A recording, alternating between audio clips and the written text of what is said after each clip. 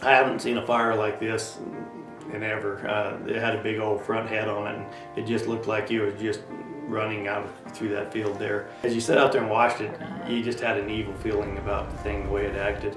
I'm Sheriff Bart May of the Clark County Sheriff's Office. Hi, I'm Corey Child, the Fire Chief of the Madison Fire Department in Rexburg, Idaho. My name is Corey Berkebile. I'm a Fire Operations Specialist for the Bureau of Land Management. My name is Richard Savage, Chairman of the Camas Creek RFPA.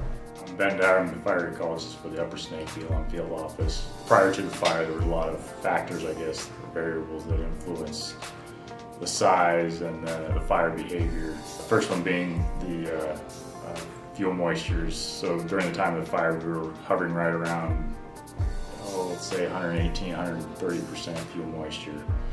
You know, there's sagebrush 9 feet tall. There's 3 feet over top of my pickup out there. So, I mean, it's tall brush, and it was ripe for burning.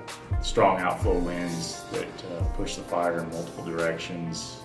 I probably watched it go 15 miles in an hour and a half, just under 2 hours. Once it jumped Camas Creek, then everybody was in a kind of a panic because there was a lot of cows that were in the way. And Forest Service, or BLM, that was wanting us to get A2 road closed down.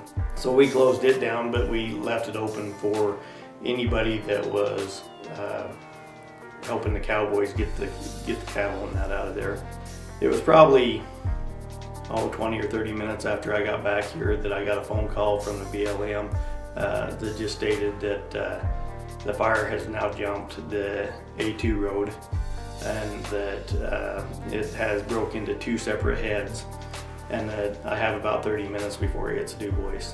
There's no way I can evacuate a town by myself in 30 minutes. ISP came in, BLM law enforcement, Forest Service law enforcement come right in and asked me what they could do to help me start evacuating the town. I called 2 of my neighbors, Fremont County Sheriff and Jefferson County Sheriff, and asked them if I could get 2 officers each to come up and assist me. We had virtually every department respond from Blackfoot, Idaho, all the way to the Montana border. This is the first big fire we've been on, so it was a real learning experience for us.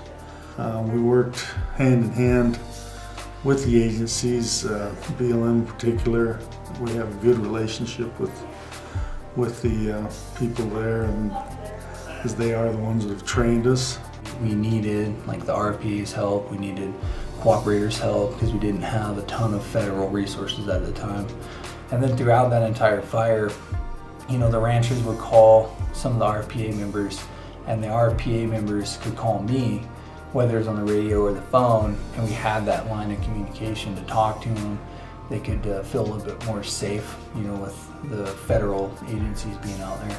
I don't think I've ever seen a response to this magnitude before. I've been in the fire service for 29 years, I believe. But I don't think in an hour and 20 minutes worth of time I've ever seen 40 engines come together on one fire in rural Idaho. That to me is a great success that took a lot of government leaders, a lot of years of cooperation for that plan to come together. We seem to live in a time where it's just really hard to get people pulling together, and that's what really tickled me. I mean, that's what this RFPA thing is all about, is being able to overcome any silly little obstacle out there, and let's come together and let's try to manage. Every one of the departments that responded pictured themselves or their community in a similar need, and would also be in hope that in a similar need they would have the same kind of response come to help them.